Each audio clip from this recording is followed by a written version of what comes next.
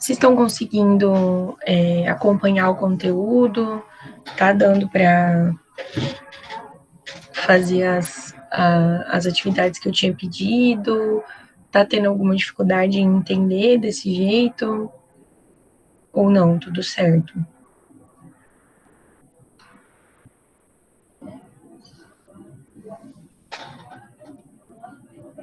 Bom, se vocês tiverem alguma coisa para falar sobre, tiverem com alguma dúvida ou alguma dificuldade, enfim, fiquem à vontade para falar, tá?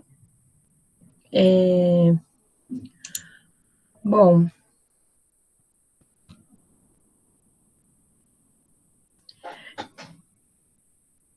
então esse artigo, falei o nome dele para vocês, né?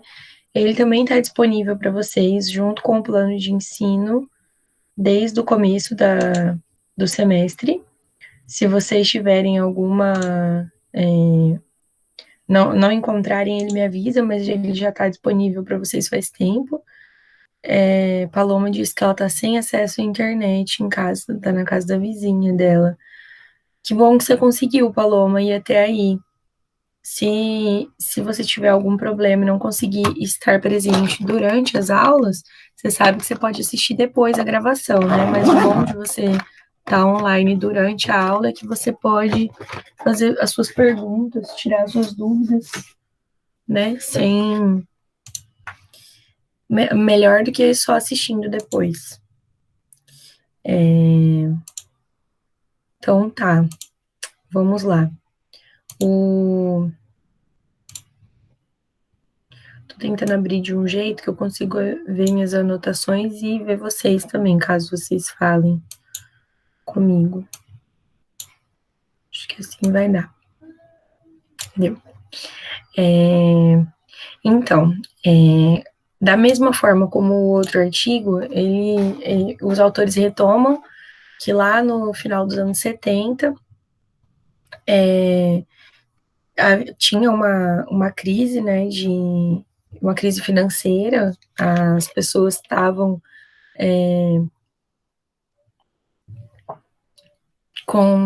passando por mudanças profundas, né? E aí, a partir dessas mudanças, dessas transformações, que se começou a pensar no atendimento do grupo mais vulnerável, que eram as crianças. Eu não sei se vocês lembram, no texto da semana passada, tem um momento que ela fala sobre a instituição desses programas sociais, do serviço de proteção social, né? Bom dia, Rose. E ela fala que esse sistema de proteção social era fundamentado em duas coisas. E uma delas era a necessidade das crianças, que era o Estatuto da Criança e do Adolescente, né? Então, com isso, entrou em cena essas políticas de atendimento ao grupo familiar e os programas de redução da pobreza infantil, políticas que valorizavam as relações familiares, e isso era uma tentativa de diminuir os riscos da família se desfazer, né? E outras tinham caráter preventivo e corretivo, tinha outras medidas. Então, teve 3 fases de evolução da família, né? Na primeira, era vista a família, aquela família tradicional, né? Que tinha a ver com assegurar a transmissão do patrimônio, né, para os filhos. Os casamentos eram arranjados, os pais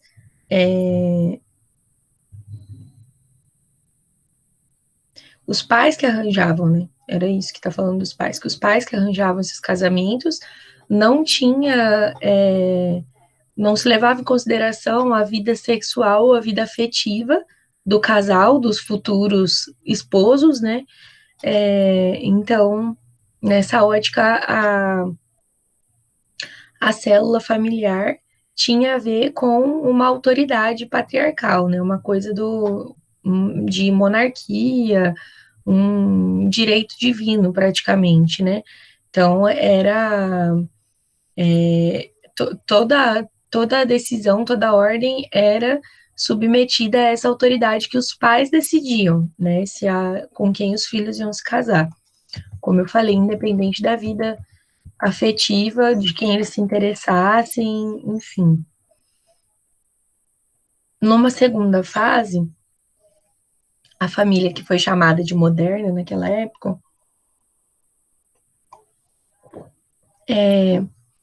passou a expressar uma lógica afetiva que era do amor romântico.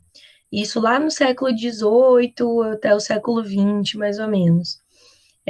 Tinha estabelecida assim a reciprocidade dos sentimentos e dos desejos. É, ela fala que carnais, né? E o casamento só expressava isso. Valorizava também a divisão do trabalho entre as duas pessoas, né? Entre o marido e a mulher. E, ao mesmo tempo, fazia com que a educação do filho, a nação que era encarregada de assegurar a educação dos filhos. Então, ficava uma divisão mesmo entre o Estado e os pais, né? E do outro lado, os pais e as mães dividindo essa tarefa, meio que um, um, um conflito mesmo, né? Em uma algumas pessoas acreditavam que era tarefa do Estado e dos pais, e outras só dos pais, né? Depois, a partir dos anos 60, veio a família chamada contemporânea, ou a família pós-moderna, né? Que daí ela une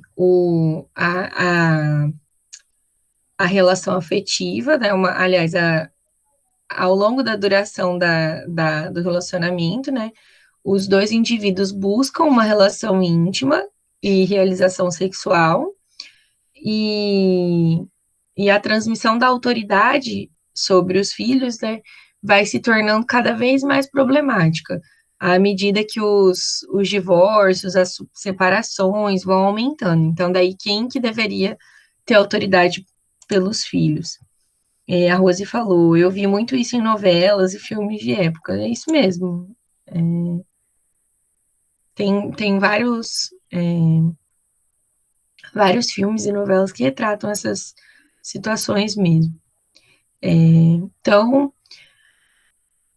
com todas essas mudanças, né, tem quem fale de crise da família contemporânea, né, mas essa crise, ela tem a ver com um modelo idealizado de família, né, aquela família que é o clássico, né, de o pai, mãe, os filhos, toda aquela coisa de comercial de margarina, né, como falam. Mas é, essa composição de família, né, ela não é a única composição possível. A gente não pode falar em um único modelo de família. Tem tipos de família construídos conforme a região, conforme a cultura, conforme a classe social, e acho que dá até para a gente falar conforme os valores de cada pessoa também, né? É, no, aqui ela traz um comentário que quando se fala de família nuclear, né, a gente está tratando de um modelo que é do casamento monogâmico, com um número reduzido de filhos, né, com algumas atribuições bem divididas, diferenciadas entre o homem e a mulher. E aí, nesse sentido, parece que nem se imagina os outros tipos de família, só como se só existisse esse tipo, né? E a gente sabe que não é verdadeira essa ideia, porque a gente tem muitas famílias que são formadas só pela mãe e os filhos, ou às vezes é uma mãe, a avó e os netos, né? Às vezes é o pai, a avó e os netos também. É, enfim, se vocês, eu tenho certeza que eu não preciso dar muitos exemplos nesse sentido, porque se vocês olharem para as famílias de vocês ou para as famílias que vocês conhecem, vocês vão ser capazes de enxergar modelos diferentes de família, né? E aí a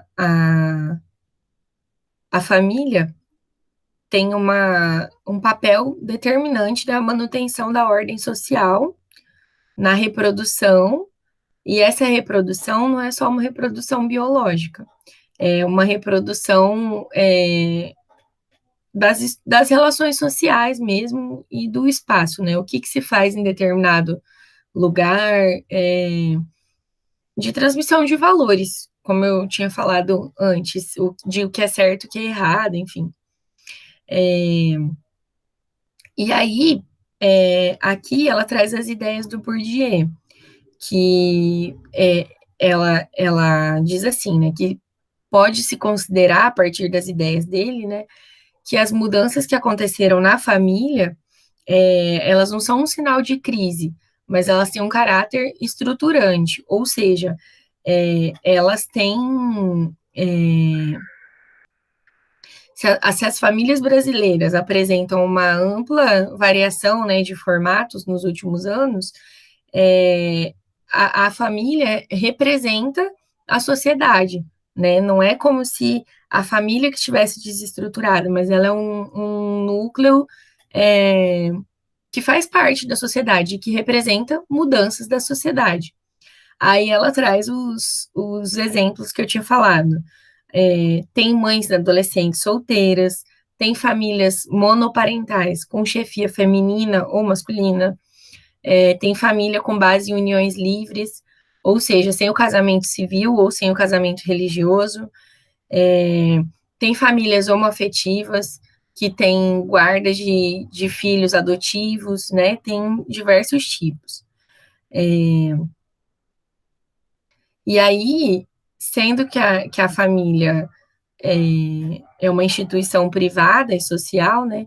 A família tem os aspectos positivos, enquanto ela apoia os membros, quando necessário, e aí ela constitui um núcleo de afeto, de segurança, de solidariedade, amor, suporte emocional.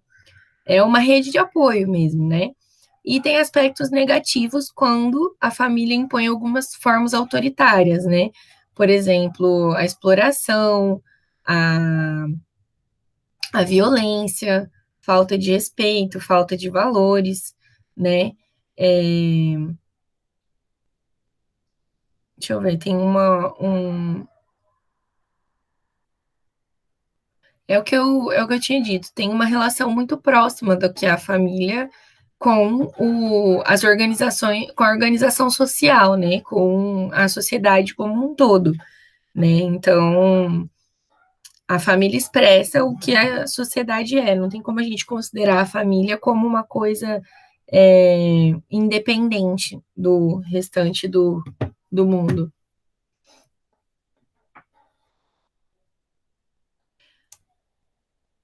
Então, a família sempre fez parte das ações desenvolvidas pelo Estado, né?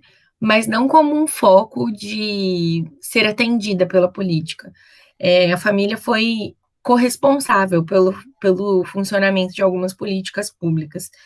É, o Estado, né, os governos brasileiros, eles sempre se beneficiaram da participação da família na provisão do bem-estar dos membros da própria família. Então, a política de família é uma coisa questionável, como elas trazem, porque a família, a própria família, assume a tarefa de resolver os problemas da família, de amparar os membros da família, né? É, essa tendência, né, da família cuidar da própria família é, tem a ver também com a cultura, com o ideal, né, europeu e dos Estados Unidos, e nesse ideal se afirma que a sociedade e a família teriam papéis decisivos na redução das desigualdades sociais, né? E aí ao Estado caberia fazer só o mínimo, né? Aquela ideia de Estado mínimo mesmo. É, os autores trazem isso. E aí algumas coisas vão ser meio repetitivas, então eu vou acabar passando por cima delas, mas algumas outras eu vou comentar. Eu digo que vão ser repetitivas porque ela faz uma retomada histórica, assim como o outro texto também faz na introdução, né? Que traz como o Estado, ao invés de cuidar dessas necessidades da população, ao invés de realmente prover essa política social, a política em relação à família, é, acaba que fica a cargo das instituições filantrópicas, como eu tinha falado, durante um tempo, das ONGs também, né? Então, acabou ficando dessa forma. E aí, com isso, com essa minimização do papel do Estado, a família começa a vivenciar esse momento de a família é atendida ou é a família que atende e supre seus membros, né? É, no âmbito da família, né, que vai acontecer a inserção ou não das pessoas, dos membros da família, no mercado de trabalho, né? E aí, na própria família, vão surgir soluções para isso. Se tiver, por exemplo, um subemprego, um desemprego, é a família que vai arranjar maneiras de complementar essa renda, né? E daí, por conta disso, por exemplo, é que as crianças e as mulheres passam a entrar no mercado de trabalho, né? É, e aí, enfim, né, nesse sentido de a própria família se resolver seus problemas. E aí, diante dessas circunstâncias de empobrecimento da população e das situações adversas de desemprego, é, é nesse cotidiano familiar que aparecem as necessidades. É, na última década, o texto é de 2012, então um pouco mais do que uma década, teve a instituição da LOAS, que é a Lei Orgânica da Assistência Social. Ela tomou a família como um dos focos da política de assistência social. E aí, não por isso, não por acaso, aliás, a proteção à família se tornou uma estratégia e passou a ser considerada como um alvo mesmo da política, né? Passou a se olhar com mais cuidado para a família, vamos dizer assim. E aí passa o Estado, a assistência social como política, né? Passa a tomar para si a responsabilidade, que até então era uma responsabilidade de ordem pública. Na maioria das vezes, a responsabilidade maior cai sobre as mulheres, né? De cuidar da família. Elas são responsáveis pelo cuidado dos filhos, dos idosos, de todo mundo que, por exemplo, estiver doente ou que, porventura, não tem autonomia para se cuidar sozinho, né? Por algum motivo de doença ou de deficiência, sempre são as mulheres que estão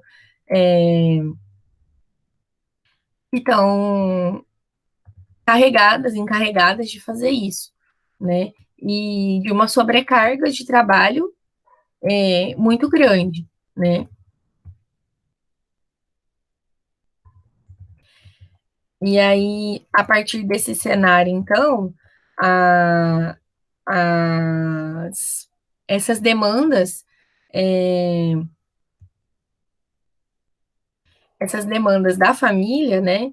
é, eu vou voltar um ponto.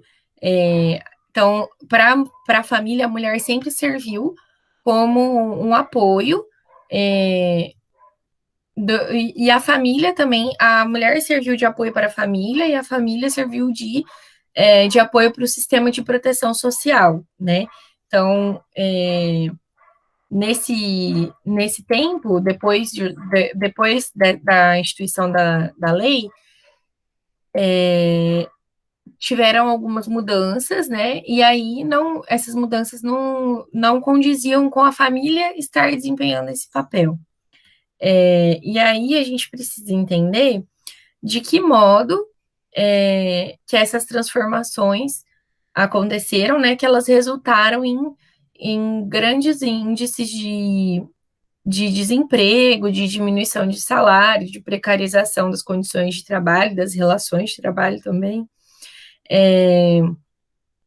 E aí a família se transformou num refúgio, né? Como eu disse, é, de suprir a necessidade da pessoa, da própria família que está desempregada, que está num subemprego, né? Aí, dentro desse contexto, então, de retirada progressiva do Estado, se o Estado estava deixando de cumprir seu trabalho, sua função de proteção social, né? E como eu disse, tinha ficado muito por conta da própria família e por conta dessas organizações filantrópicas, é, a, o Estado saindo, a família não conseguia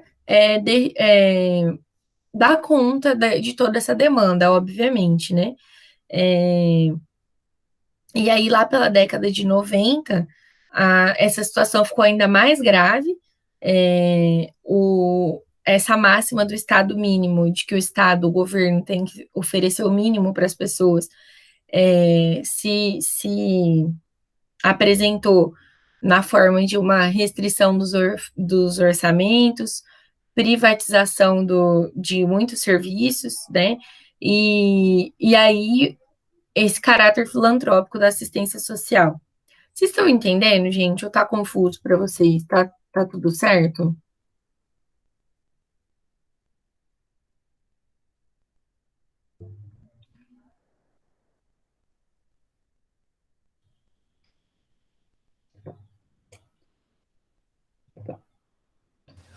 Prof, pra mim tá tranquilo.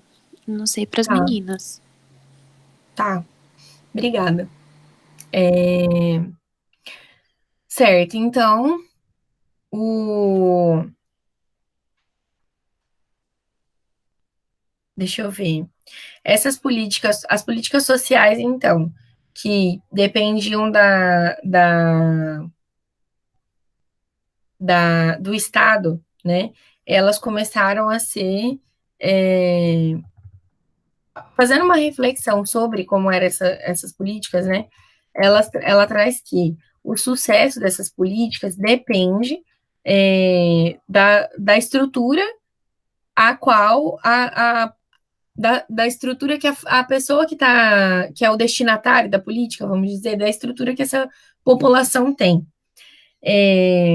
Então, antes de alcançar os indivíduos, né, os benefícios concedidos pelo Estado passam por um filtro do bem-estar que é a família. As regras familiares reorganizam essas responsabilidades à medida que o bem-estar dos membros é alterado. E aí, por outro lado, determinados tipos de família se encontram em uma posição de maior fragilidade do que outros, né? Então, a eficiência dessas políticas do sistema de proteção social está ligado à adequação, à composição e à organização das famílias, dos indivíduos protegidos. Ou seja, para essas políticas darem certo, tem que considerar quem são as famílias a serem atendidas e de que forma quais são as necessidades dela, para que o programa realmente atenda essas necessidades. Ela cita o mesmo dado do outro artigo, né? Que lá na década de 90 tinha cerca de 50 milhões de pessoas vivendo abaixo da linha da pobreza. Tinha poucas expectativas de mudança para essas pessoas. As famílias tendem a inserir todos os membros do grupo, né, no mercado de trabalho, incluindo as mulheres e as crianças. E nesse movimento, a longo prazo, vai trazer para as famílias algumas consequências, como aumentar o risco de reprodução da pobreza, ou seja, de que essa pobreza seja passada para a próxima geração. E aí, a única forma de minimizar esses custos sociais seria por meio de uma relação de interdependência entre a renda e a escola. Então, juntar as duas coisas.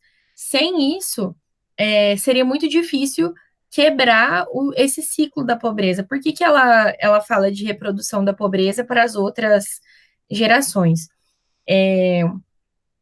Então, os pais, ou a mãe, ou os adultos da família, né, são pobres, estão aí abaixo da linha da pobreza.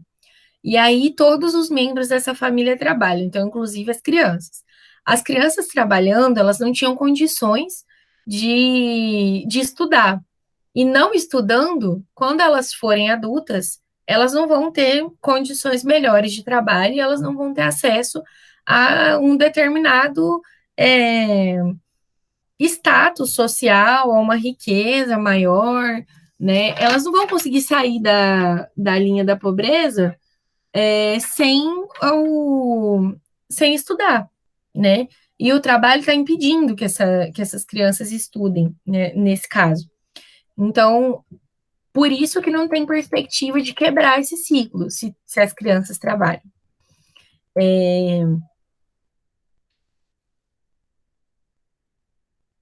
Com as crianças também no mercado de trabalho, né, a família tem melhorias na qualidade de vida, né, e aí porque a renda é muito baixa, o trabalho é precário, mal remunerado, é, tem uma melhoria, mas essa melhoria não é muito significativa, né, então também não resolve o problema imediatamente, e E aí o impacto disso, a consequência disso a longo prazo é muito pior, né, do que se a criança não trabalhasse naquele momento. As perdas que um trabalhador infanto-juvenil, ele chama, eu acho até esquisito chamar de trabalhador, né, mas um trabalhador infanto-juvenil tem muitas perdas, tanto na saúde física quanto emocional. Muitas vezes, as crianças que estão trabalhando, elas estão em trabalhos de risco, né, que oferecem risco, como, por exemplo, um trabalho muito exaustivo, que expõe a criança ao sol, à chuva, a usar ferramentas que são perigosas. Direto passa em algum desses programas sensacionalistas de domingo à noite, sabe? Direto passa alguma criança trabalhando em alambique. Alambique é o lugar onde produz cachaça, né? Então, e aí a criança tem que experimentar o produto para saber se tá certo ou não, se tá bom ou não. Trabalhar enfim, coisas com produto químico, enfim, diversos riscos aos quais a criança está exposta, né? Trabalhando dessa forma. E só que os prejuízos educacionais, eles são é, mais graves. E aí eles não mais graves do que a saúde, né? Não vamos também. O que que foi, Rose? Não entendi. Rose tá falando aqui. Desculpe, professora, eu tive que ir no portão rapidinho. A senhora disse o que para as meninas? Que parte que você perdeu?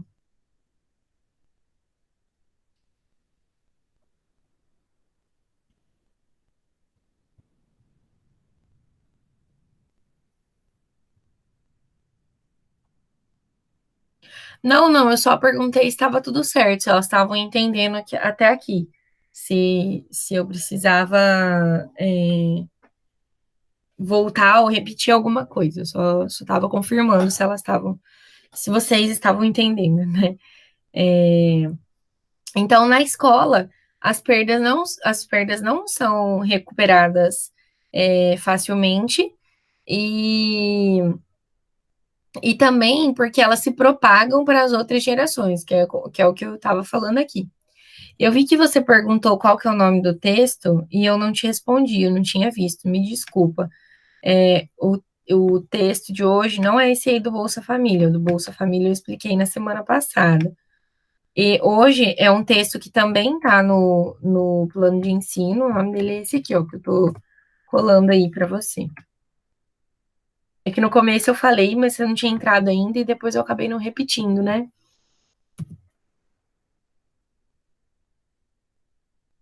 Isso aí.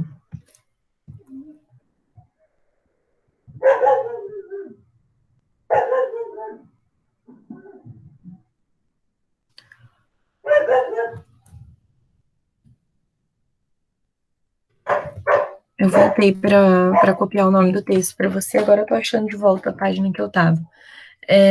Então, os primeiros programas que foram implantados pensando em renda mínima, né? Eles foram pensados sobre esse enfoque, né? De uma visão é, onde a família era a peça-chave para esses programas, né?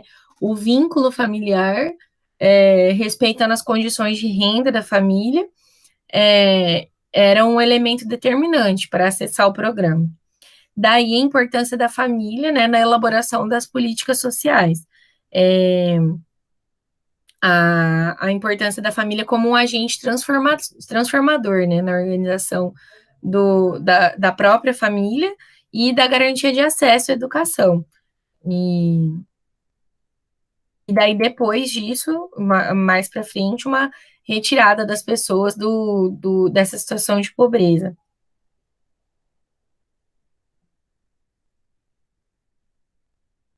Então, a ideia é que o, o foco dos programas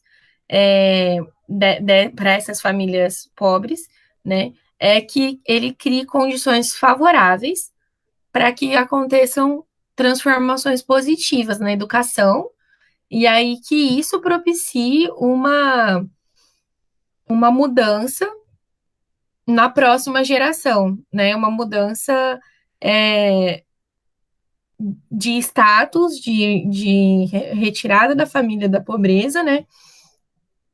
E também na redução do trabalho infantil.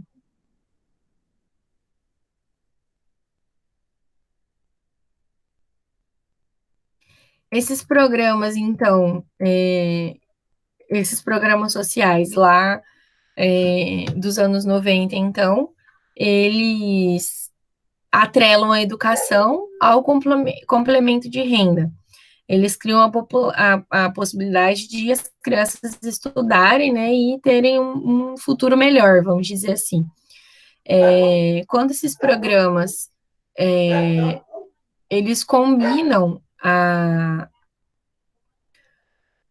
obrigatoriedade da criança estar na escola, né, com o recebimento dessa renda, é, acaba por criar uma geração mais autônoma, né, essas crianças que estão estudando. E aí, a partir dessas ações, acredita-se que a pobreza não vai, a pobreza de hoje, dessa geração atual, não vai produzir a pobreza da próxima. É,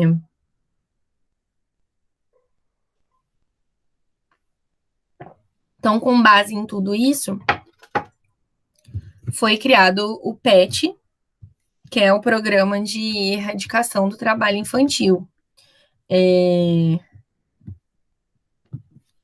Esse programa é desse programa que vai se falar, né? E especificamente do PET em Campinas.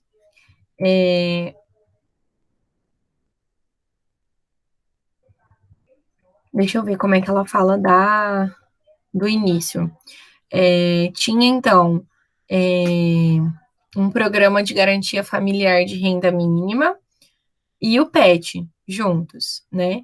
A, e aí, a partir desses dois programas, você começou a pensar numa rede de proteção social mais consolidada, que passasse a atender as famílias, né, de uma maneira organizada, sistemática, não só a criança e o adolescente, né, mas a família como um todo passou a ser um eixo central para poder combater o trabalho infantil. Tinha que atender toda a família para que o trabalho infantil fosse combatido.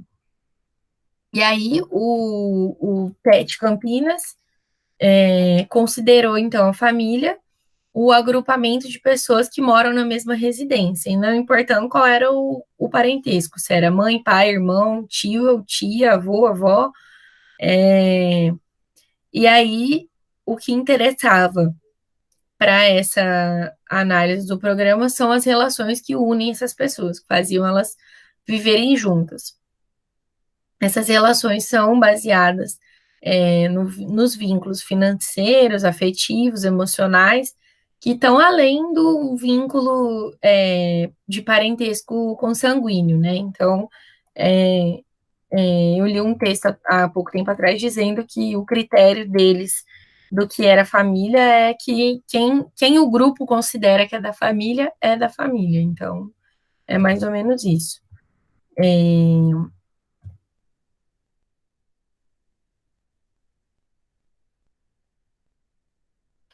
Então, ao todo, lá foram atendidas o trabalho deles, né, foi realizado entre 2002 e 2003, foi mais ou menos um ano de trabalho, e ao todo foram analisadas 79 famílias que pertenciam ao programa. E aí ela vai trazer a caracterização, algumas características, né, do domicílio, enfim, o estado civil, todas as grau de instrução e qualificação profissional dos pais para poder discutir tudo isso. Apesar de ser uma coisa que aconteceu faz bastante tempo, né? Esses programas, como eu falei na aula passada, eles foram unificados no Bolsa Família. Não tem mais separadamente, né? Todos esses programas sociais foram unificados no que é o Bolsa Família. Então, o que tem de relevante para a gente aqui, já que é um dado antigo, vamos dizer assim, é que a gente pensar nesses programas, mesmo que eles não sejam novos, né? O que deu certo e o que não deu, de que forma que esses programas ajudaram as pessoas que estavam numa situação de vulnerabilidade, né? Às vezes a gente tem muito a aprender com programas que já foram implantados anteriormente e, e como que a gente pode fazer daqui para frente, né? De que forma que pode ser que as pessoas podem ser atendidas. A Rose está falando, eu sou mãe solteira e nunca consegui essa ajuda do governo. O PET, especificamente, eu não sei exatamente quais eram os critérios dele, acho que elas vão trazer aqui os critérios que eram necessários para atender, mas do Bolsa Família a gente viu na aula passada, né? Ele é mais recente, o PET tem mais tempo, né? Porque ele era antes do Bolsa Família, mas o Bolsa Família você precisa ter uma renda específica que permita que você faça parte do programa e os filhos precisam ter até certa idade, né? Até 17 anos, para poder fazer o pedido. E a renda familiar é importante também. Tem que ter uma renda familiar, lá naquela época que a gente viu, era de R$ 140, renda familiar per capita de R$ 140. Hoje a gente tem que ver qual que é o valor exato, né? Mas é uma fração do salário mínimo, então não é um valor muito alto a renda familiar. Daí, se sua renda for um pouquinho acima disso, já não entra. A Rose falou, segundo a resposta do governo, era porque minhas filhas estudavam em escolas particulares, não públicas. Pois é, então isso deveria ser um critério, né? É,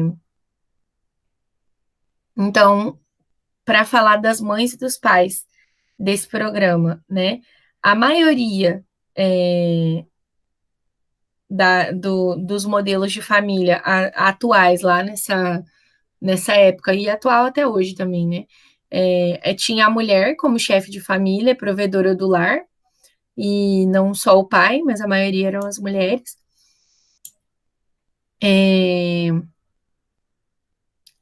no estado civil das mães, a maioria das mães era solteira, uma certa quantidade,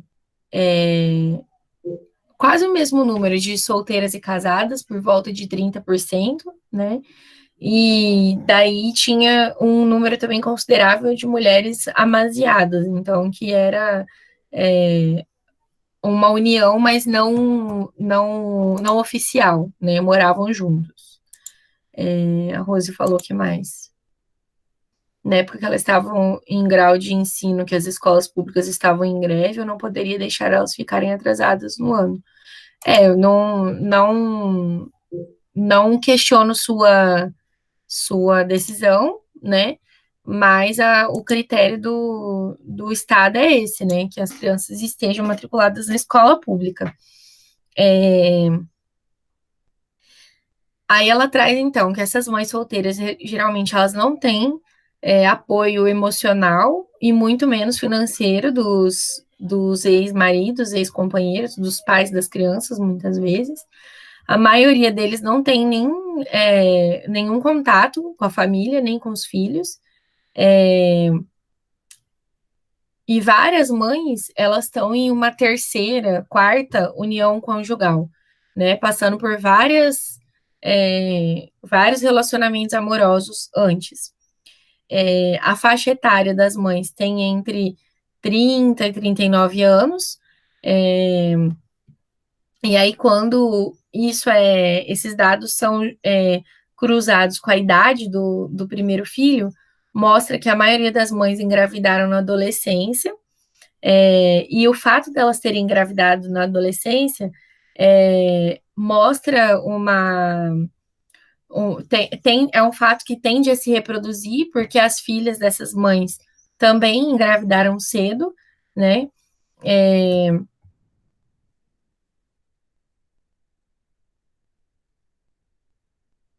Tem poucas mães nesse programa com menos de 25 anos.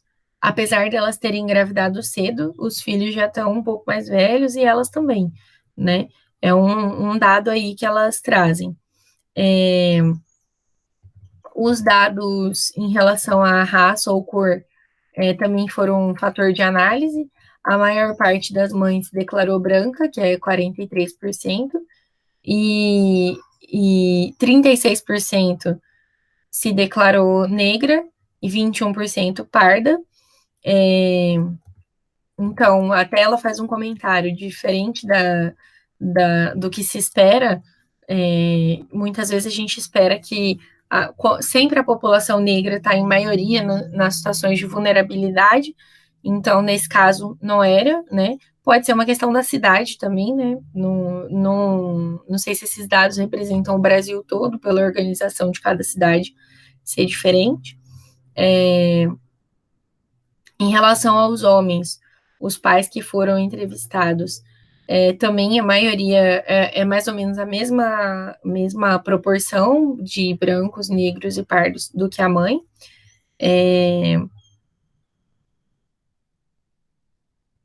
Né, uma das discussões que foi recorrente no país foi a educação como um fator transformador, né? Nessa época se discutia muito isso, hoje ainda se discute.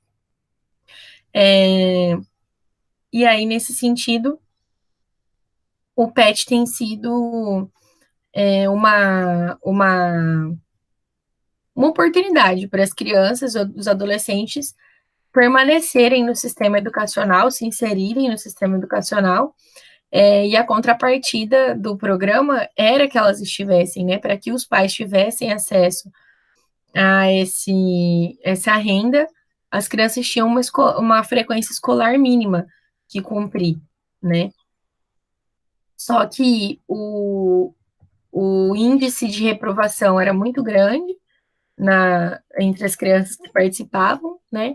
Então aí elas questionam, será que eram a baixa qualidade das atividades que eles realizavam, né, por conta de uma jornada ampliada de trabalho, enfim.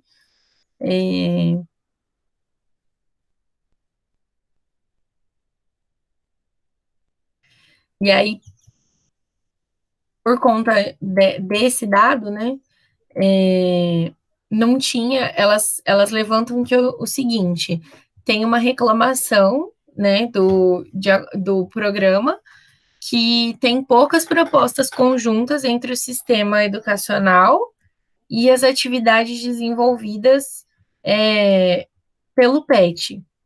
Então, o PET, ele desenvolvia algumas atividades no contraturno com as crianças, como eu falei para vocês, né?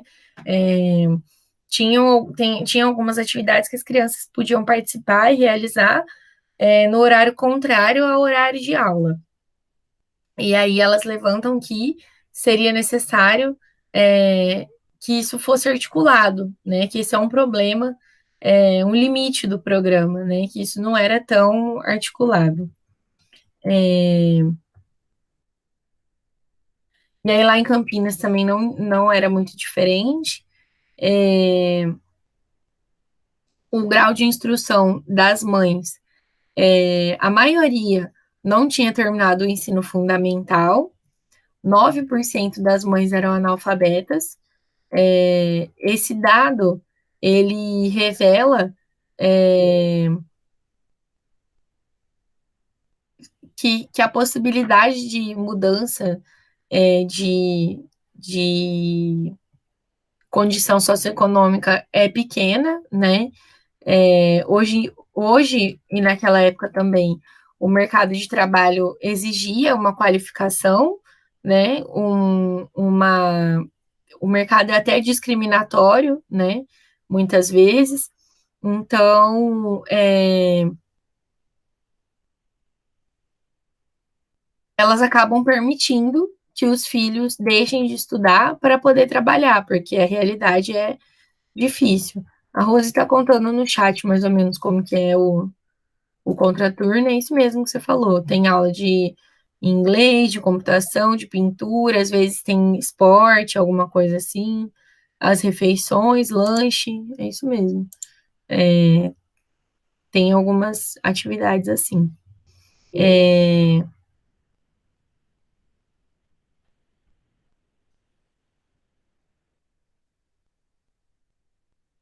Como então não teve políticas públicas de educação no passado, né? E aí tinha esse baixo nível de escolarização, que comprometeu a entrada dos pais no mercado de trabalho. Isso também pode ser um obstáculo na transmissão dos valores dos pais para os filhos, né? Se os pais não tiveram a educação como uma ferramenta de transformação da vida deles, é difícil que eles passem isso também como um valor para as crianças, né? Pode ser que eles também não entendam a importância disso.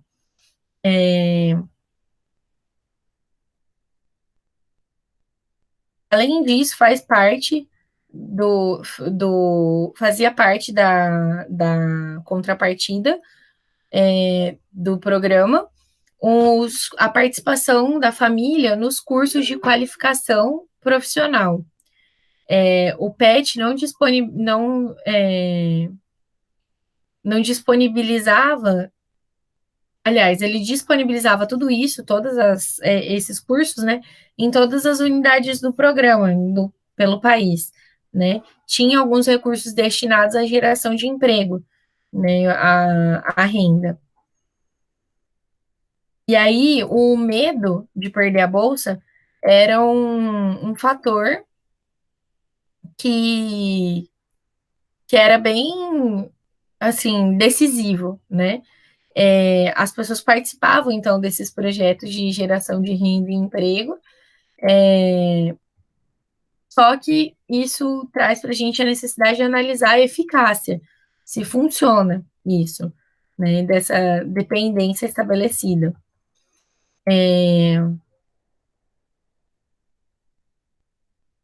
As mães, outro dado, as mães se inserem mais rapidamente no programa do que os pais. Os pais não têm, acabam não participando tanto, as mães participam mais das atividades.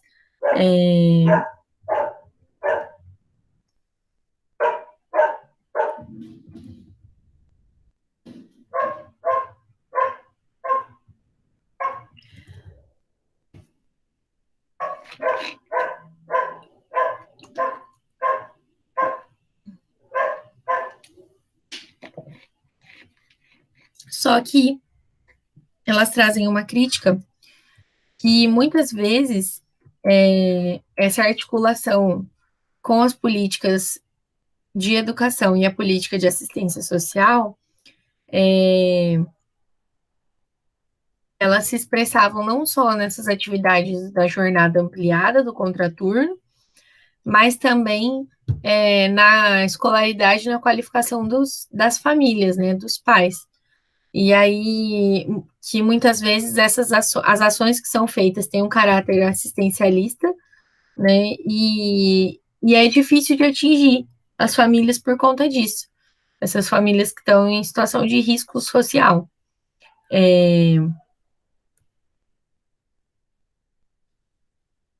De acordo com os. Olha, aqui ela relata, eles fizeram um programa de geração de renda, teve várias tentativas lá em Campinas, né? Por exemplo, teve uma cooperativa de prestação de serviços de limpeza, teve um grupo de mães que eu tô agora na página. Cadê, meu Deus? 436.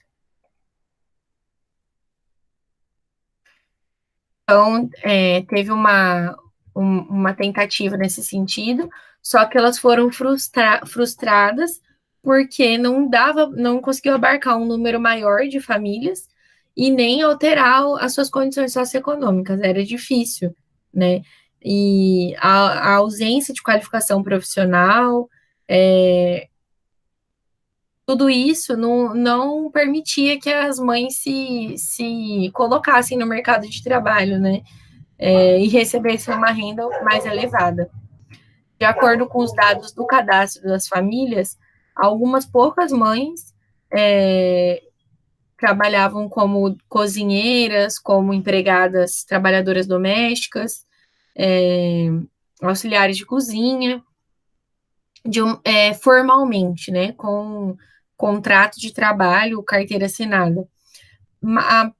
Era só 13%, né, que tinham esses trabalhos.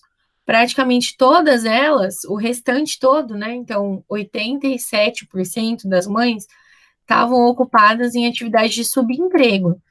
Não tinha uma relação contratual bem estabelecida, né? E aí o fato delas estarem nesses empregos subempregos mesmo, né? Deixa eu ver o que a Rose falou. Na época, as mães eram para o lar somente. Não é só isso, não, Rose, porque aqui já é nos anos 90. Não é só porque elas estavam destinadas ao lar. Muitas famílias só tinham mulher, então não tinha um homem para trabalhar fora e a mulher ficar em casa, cuidando das crianças. As mulheres tinham que trabalhar porque muitas vezes elas eram a chefe de família, mas o mercado de trabalho não recebia elas formalmente. A maioria delas estava subempregada, fazendo bico, em algum trabalho mal remunerado, com, enfim, só um combinado de boca, sem um documento, né? Sem nenhuma garantia dos direitos delas do trabalho. E quase metade das mães não tinha nenhuma ocupação, e daí com isso elas não tinham condição mínima de manter a família. É, ainda mais que o desemprego era muito grande, né? Os pais também estavam desempregados, enfim. E aí muitas vezes a bolsa do pet era a principal, a única ou a principal fonte de renda da família. Esses níveis reduzidos de escolaridade, né, a ocupação precária, o salário baixo, mais da metade da família, das famílias entrevistadas, das mães, né, recebia até um salário mínimo e meio. Além delas serem mal remuneradas, as condições de trabalho eram as piores possíveis, né? Tinha um nível muito alto de rotatividade, né? Instabilidade econômica, é, enfim, a mão de obra pesada. Um terço das mães, mais ou menos, afirmou que estava sem renda.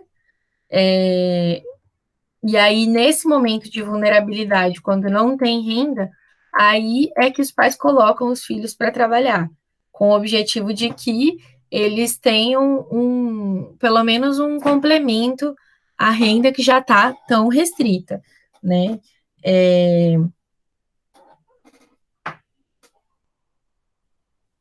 os homens parecem ter um pouco mais de receptividade no mercado de trabalho. Praticamente metade dos pais entrevistados estavam trabalhando e no mercado formal, né, com algumas atividades como mecânico, pedreiro, ajudante de produção, eletricista, motorista, né, e, e eles estavam com carteira assinada, com direitos trabalhistas assegurados, diferente das mulheres, né. 70% então dos pais tinha uma renda, 19% não tinha ocupação e 11% tinha aposentadoria ou auxílio-doença.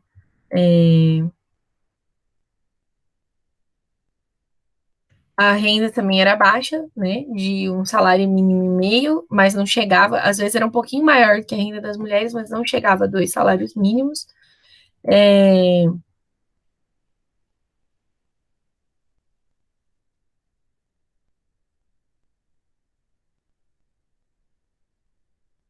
e aí, sobre os filhos.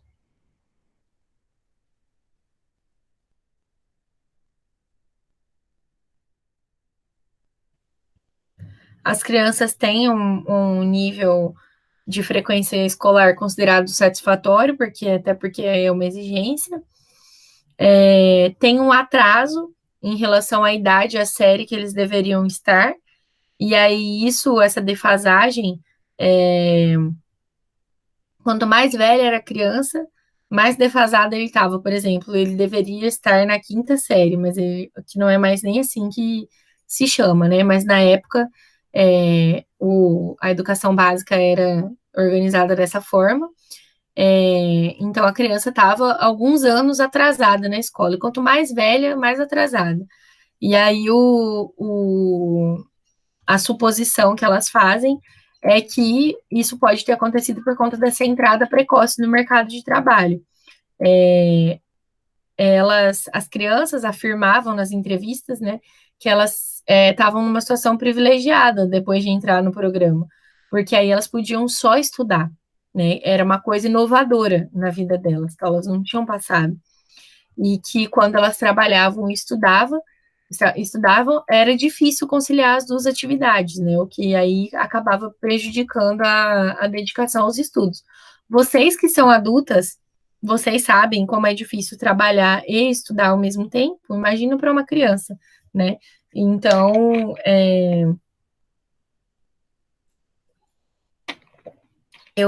teve um tempo que durante a faculdade, eu não trabalhei, eu só fiz estágio. E já era difícil conciliar os dois, mas depois no mestrado, quando eu trabalhava já como profissional, e o tempo que eu trabalhei e o tempo que eu trabalhei durante um ano e meio e não trabalhei o outro um ano e meio, né, que eu fiquei lá. Então, o tempo que eu não trabalhei, eu consegui estudar muito melhor. Durante o tempo que eu estava trabalhando, eu tive que desistir de disciplina. Tinha algumas disciplinas que eram optativas, eu cheguei a me matricular e aí, na metade do caminho, eu falei: olha, eu não consigo, vou ter que largar a disciplina porque eu não consigo trabalhar e estudar ao mesmo tempo. Minha sorte é que quando eu fazia as disciplinas obrigatórias, eu não estava trabalhando ainda. Mas estou dizendo isso para dizer assim, a gente sendo adulto, é difícil conciliar mesmo o emprego e o estudo. Às vezes a gente deixa alguma coisa para trás, não consegue fazer tudo, não consegue estudar o quanto gostaria, fazer todas as tarefas, né? Imagina para uma criança. A gente está falando aqui de crianças a partir de 5 a 17 anos, ou lá em cima, acho que ela fala a característica. Então, quanto maior o nível, em relação ao trabalho, né?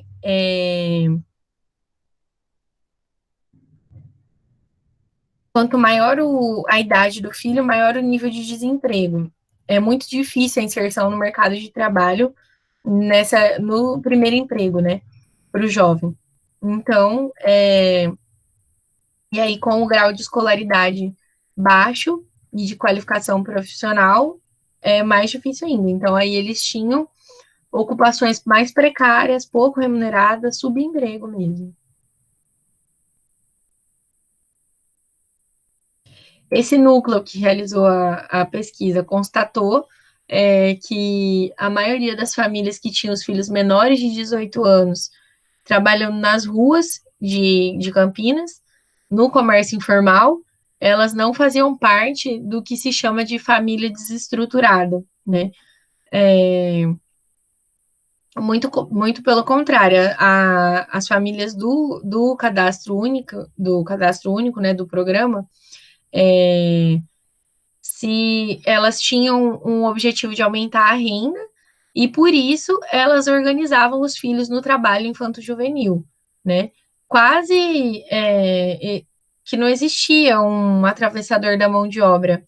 Eram os próprios pais que organizavam isso, né? Eles tinham consciência do que eles estavam fazendo e eles incentivavam mesmo as crianças a trabalharem, adolescentes a trabalhar, apesar de eles estarem cientes que isso prejudicava o, os estudos, enfim, que isso traria consequências para o resto da vida. Só que por conta dessas dificuldades todas que as famílias passavam, a participação das crianças e dos adolescentes na renda era imprescindível, né? Era muito necessário. Os filhos mais novos, às vezes, eles constituíam a única renda da família, né? E aí, por isso que isso tem esse atraso, né? Foi a criança menor trabalhando, aí mais velha vai aparecer o atraso na escola, né? Ela é reprovada, repetente.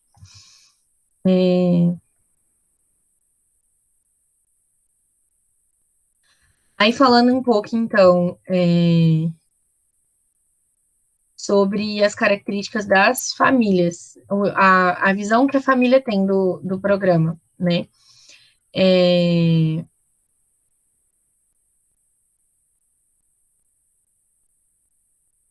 O contexto social delas, como eu falei, já marcado pelo desemprego, difícil a obtenção de um salário remunerado, toda essa formalidade do trabalho, né? E o Estado, então, precisaria oferecer condições mínimas, né? Tudo isso que eu já venho falando aqui para vocês. Aí, agora ela traz alguns relatos, né? E aí, esses relatos a gente vai discutir alguns deles. Um deles, ela diz o seguinte: quando eu vim para Campinas, eu comecei a trabalhar em casa de família. Só que eu tenho muita mágoa, porque eu trabalho aqui desde 1979. Nunca achei um lugar em que a pessoa registrasse e desse o meu nome, e me desse um nome. Eu já cuidei de velho, idoso, por 3 anos na mesma casa. As famílias me tratavam bem, só que não valorizavam o meu trabalho, não registram a gente. Trabalhei em lanchonete, sei cozinhar bem, mas tudo sem registro. Os chefes nunca me valorizaram. Eu nunca tive sorte para trabalho. Então, como como que isso poderia fazer diferença para ela, né? Esse registro. Muitas vezes a experiência que é pedida no emprego é a experiência que está registrada na carteira de trabalho, né? E aí, sem isso, enfim. E além da questão da experiência, quando o trabalho não tem um registro, um contrato de trabalho, não tem garantia nenhuma dos direitos da pessoa, né? Do salário ou de férias, de qualquer coisa, de que se ela ficar doente, ela vai receber algum benefício, enfim, ela, ela tá desassistida.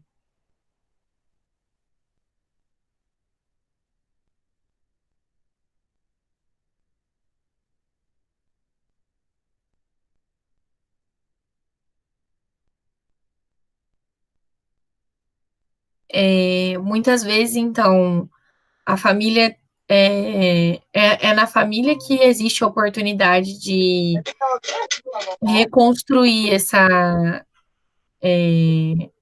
essas consequências geradas pela pobreza, né?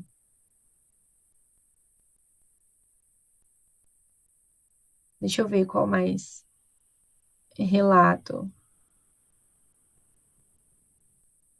Ó, com 10 anos, a Viviane veio ajudar o pai quando ele virou camelô, que ele não tinha como deixar a banca sozinha. Aí ele trazia ela para ajudar. Agora ela está no PET, não vem mais trabalhar.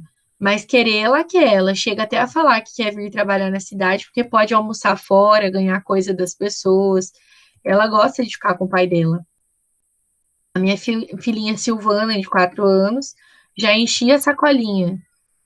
Eu adubava a terra e abria a terra, aí ela jogava as mudas com a sacolinha, fazia todas as fileiras, sacolinha para fazer as mudas para plantar.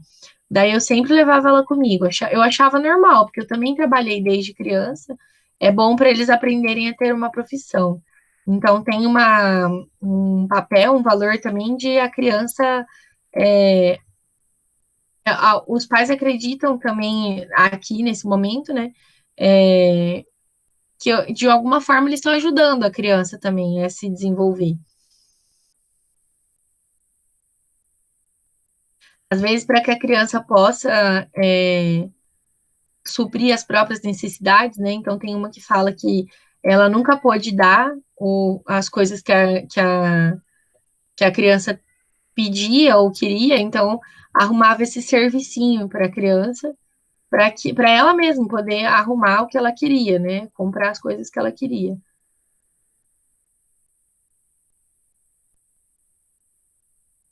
O, as próprias dificuldades da família, né? Às vezes, apesar da educação ser uma oportunidade única para essa quebra do ciclo, né? Mas a necessidade imediata da família muitas vezes vai falar mais alto, né? Como esse relato aqui, por exemplo. O Rodrigo vê o pai dele nessa situação, tendo que trabalhar, comprar muitos remédios e não tem dinheiro.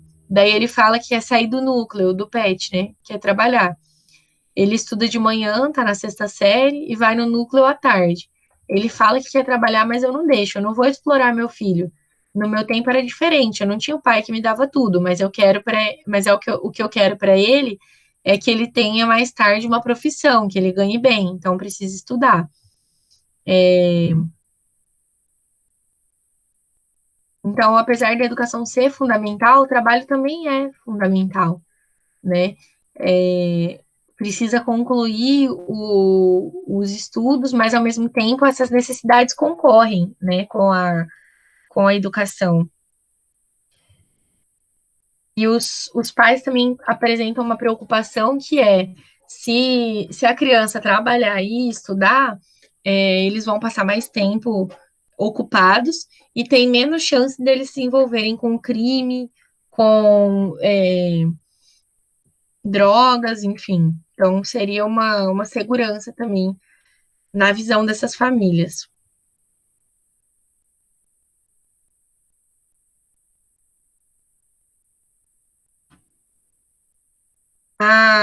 A grande sacada, vamos dizer assim, do PET seria a criação de emprego, né?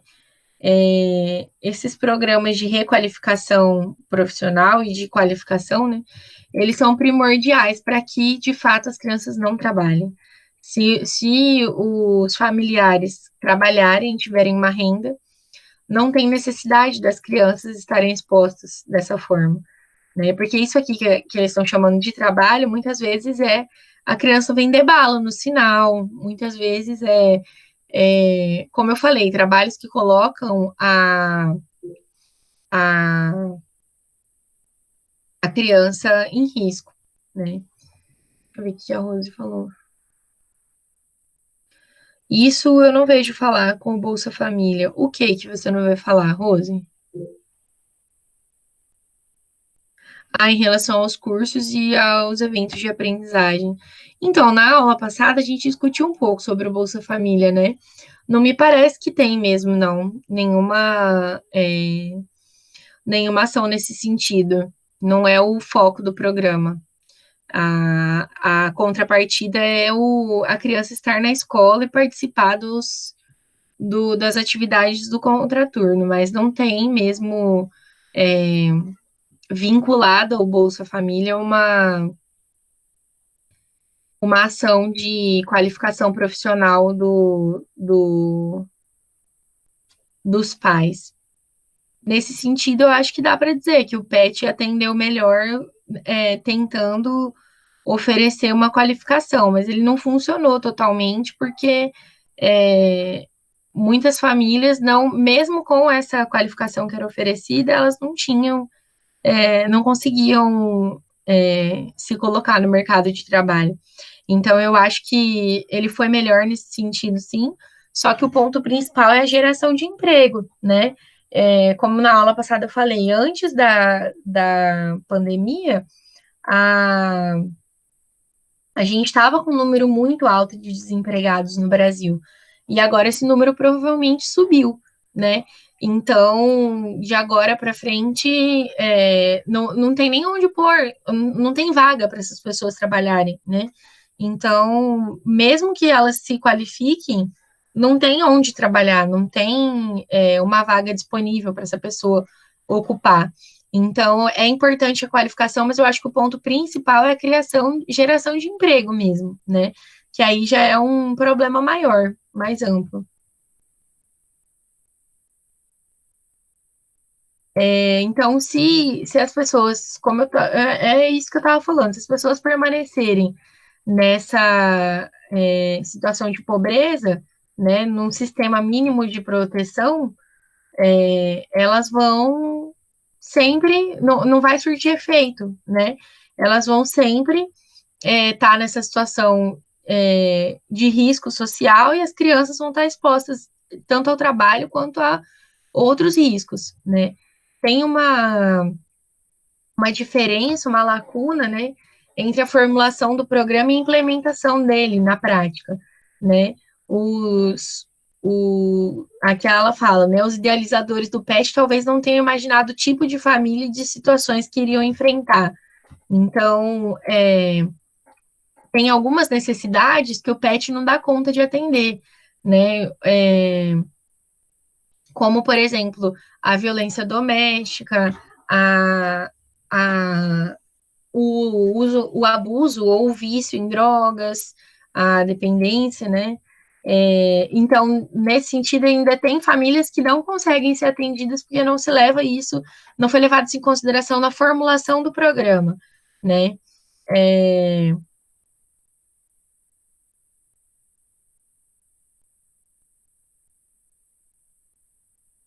essa atividade ampliada, mesmo que quando ele já tem, quando os adolescentes terminam a escola, né? E aí eles param de frequentar a jornada ampliada, tem ainda uma suscetibilidade à vida no crime, porque aí não tem emprego, não tem por outro, é, não tem outra fonte de renda, muitas vezes, né? Quando a criança já tem um vínculo forte com a rua, é muito mais difícil fazer com que elas permaneçam nas atividades oferecidas pelo programa, né? Elas já estão acostumadas com essa organização, com essa vida, né? Então, difícil que elas abram mão disso. E aí, por isso que é importante que as famílias, os membros adultos tenham acesso ao emprego, né?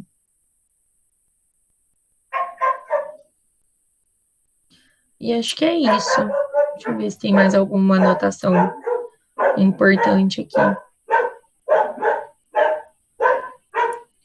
Acho que não, assim, apesar de eles serem programas diferentes, o Bolsa Família e o PET, os dois estão relacionados à geração de emprego, né? Para que eles realmente sejam emancipadores, que as famílias realmente sejam autônomas depois do programa. Então, seria necessário a criação de emprego, não só de uma complementação de renda.